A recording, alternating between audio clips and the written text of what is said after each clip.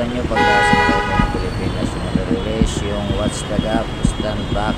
Yan po yung kailangan natin gawin pag sumakay po tayo ng Philippine National Railways. Kahit sa ang istasyon po, yan yung dapat natin gawin para maiwasan po ang anumang aksidente o anumang mangyari sa atin pagka tayo ay sasakay po ng train. Ayan. So yung train natin meron pong yan po yung natin bagong skyway pala, sorry. Tapos yung isa ay lalim yan yung LRT1 Block 3. At yung mga tao na to, ito yung iiwasan nyo, itong mga tao na to kasi mapagsamantala itong mga tao na to. Yun yung mga una yung iiwasan sa loob ng train, baka kayo po ay madudutan. Maraming salamat po.